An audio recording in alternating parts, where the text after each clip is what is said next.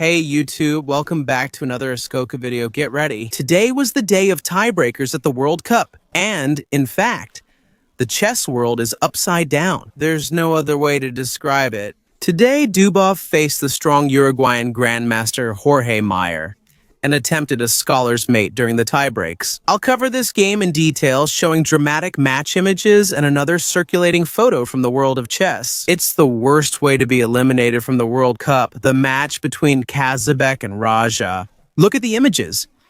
In time trouble, a completely drawn position here, Raja with 3 seconds on the clock. He went to make the rook move, and the rook jumped off the board and he lost on time.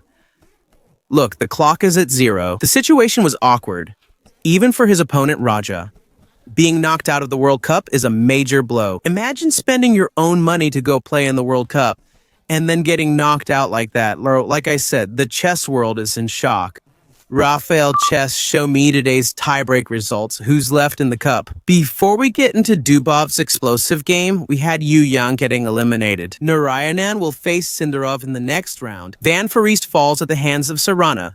Sarana and Martinez move on in the cup. Pranav, eliminating Taitas, will face Yakuboev, and moving on, Vidit falls at the hands of Shankland. And Erdogmus, considered the new Magnus, is eliminated by Richard Rapport. Sam Shankland and Rapport move on in the cup. We also had Maxime Vachier-Lagrave advancing to the next round, eliminating Artemiev, and he will face Grebenev. And also Andrei Esipenko, knocking out Idan. Esipenko and Keimer in the next round of the cup. Moving on, we had EI eliminating Benjamin Gladura. EI will face Parhan in the next round. And finally, we had Saint-Sevian eliminating Evgeny Najar, and Saint-Sevian will face Lorenzo, who was the player that eliminated Michael Adams and also Hans Niemann. Rafael Chess, stop joking. Tell me how Dubov attempted the scholar's mate against George Meyer. Now, you guys must be wondering if this thing about trying to deliver the scholar's mate is something new, right? See that Magnus is on the cover of this video because in 2018, Magnus tried this against Volkodov. Check out the footage. Magnus moves queen to h5, then bishop to c4, aiming for scholar's mate. Interestingly, Magnus lost this game, but notice how uncomfortable Volkodov was. He fidgeted, unable to believe his opponent would use such a beginner's opening. Magnus's result is already a bad sign for Dubov. He played the fool's mate and lost. Now take a look at the arrival of the players. Dubov versus Meyer. It's a match where the winner moves on in the cup and the loser is eliminated. The match was rapid format. 10 minutes plus a 10-second increment. Dubov began with the white pieces.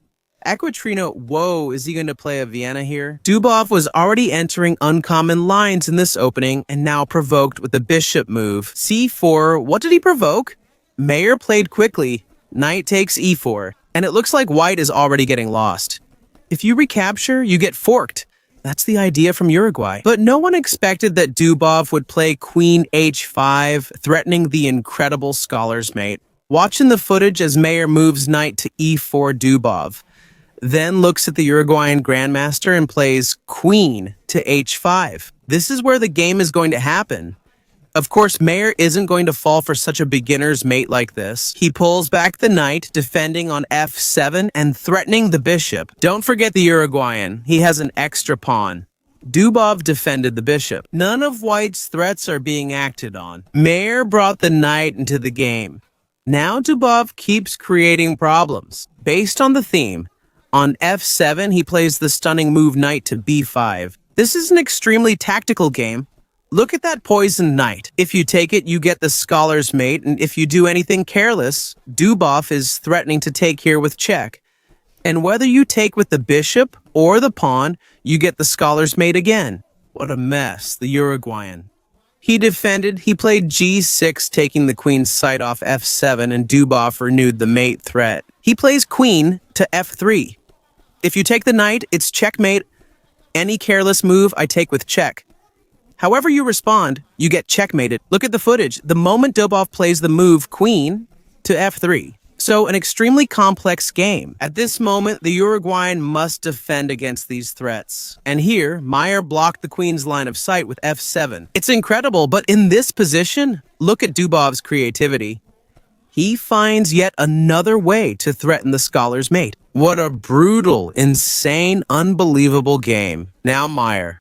Once again, he defended. Look at how the knight danced around this board, and it's unbelievable. But Dubov found another way to threaten. He plays the move d4, threatening to eliminate the defender of f7 and, again, the scholar's mate. And here, Jorge Meyer said, "Enough, I need to put an end to this.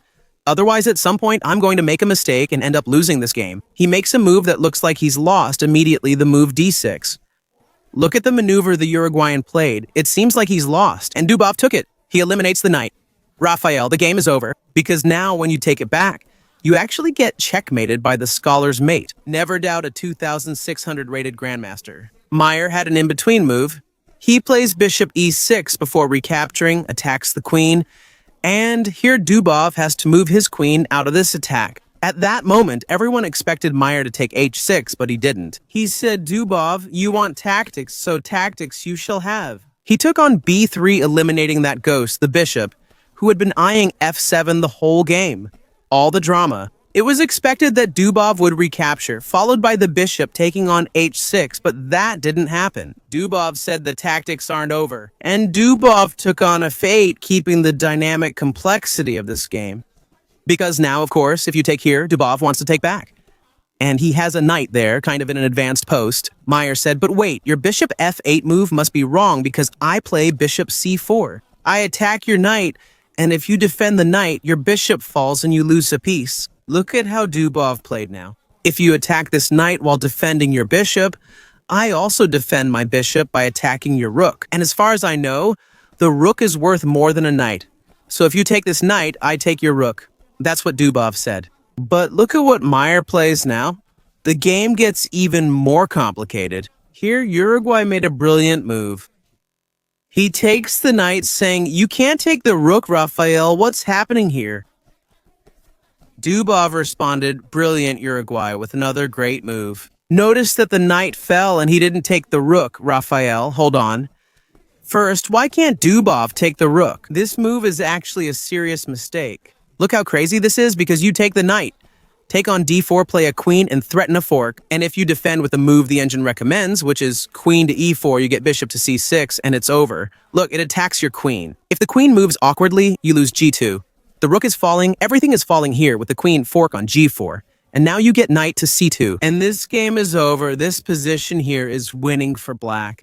Now notice that at this moment, after bishop to b5, Dubov played this move, and there's a lot of tactics happening here. In this position, Meyer defended the rook. Hold on, Rafael. Just so I can understand better, why can't Uruguay play the same line? Because the move that was good before is now terrible. Look at that. Now Dubov's idea is queen to e4 since black's pawn isn't on e5 anymore. He threatens the rook, the knight, and discovered attacks, it's lost. He repeats the move with bishop to c6, the knight is falling. This position is winning for white, as the rook on h8 is about to fall. Look, what an incredible game, seeing all of this. And seeing the brilliant move that Dubov played, Meyer defended the rook. Well, and now the bishop is under threat, Dubov defends the bishop by attacking the queen. Uruguay makes another great move. Like I said, how did Magnus do it with Yakuboev? He lost that game trying to deliver the scholar's mate, and Dubov here might be on the ropes as well. Yeah, this move is very good because it proposes a queen exchange, with a material pawn advantage for black at the end of the line. Dubov can't allow that, so he took on e5. Now Meyer played queen to e5, pinning the bishop and preparing the idea of castling queenside. And here, Dubov keeps up the momentum in this game. Dubov castles queenside, and the position is still very, very interesting for white, because you'll have to get your piece back so you don't end up a piece down. Before that recapture move, notice that the move bishop z6 was played. It was a remarkable moment. Look at the images. Right after Dubov castles queenside, Meyer instantly plays the move bishop c6. Why does he attack the queen?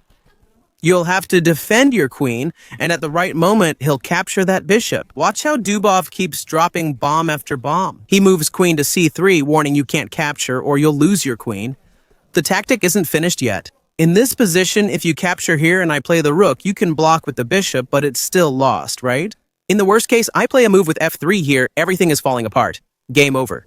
Notice that Meyer captured with the pawn, but now the Uruguayan grandmaster loses the long castle, because the d file is open and Dubov's rook is already occupying that file. At this point, Dubov said, Wait, I'm better here and bring another piece into play. Look at that move. What a wild game, Raphael Chess.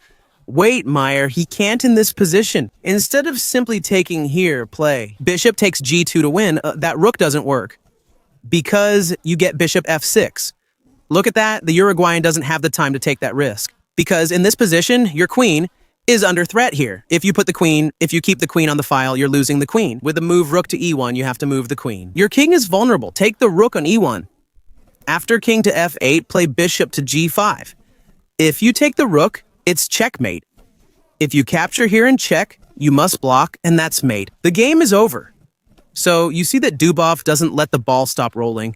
He doesn't let the momentum drop. Meyer took with the pawn, and now Dubov blocked that diagonal. There's a threat to the e5 pawn the Uruguayan defended, so watch what Dubov does next. True to his attacking style, he brings the final piece into play. And Dubov's point is, you didn't fall for the scholar's mate, but your king is stuck in the center. The board, the Uruguayan, faster than fast, he plays king f8 to hide the king, and here Dubov lets go. The next bomb in this game, which is chilling, is terrifying. He sacrifices the knight. He doesn't stop attacking, it's non-stop attacking. Knight takes e5, it's played. See the images for Dubov's sacrifice moment. The idea is clear. He wants to open the position to attack the king, the grandmaster, and the Uruguayan. Notice now that you can't refuse. Meyer took that knight, and now Dubov plays rook takes e5, attacking the queen. According to the engines, this is the game's key moment. In the final stage, Meyer needed to play queen to h4, but did he? But here Meyer makes a mistake. So that's the thing. With all the pressure Dubov was putting on and the clock running down, at some point you're going to end up making a mistake. The issue with this move is that the queen is exposed on c3, and Dubov responds with a stunning move, rook to e8. This move comes with a check. If you take that rook, you're losing your queen.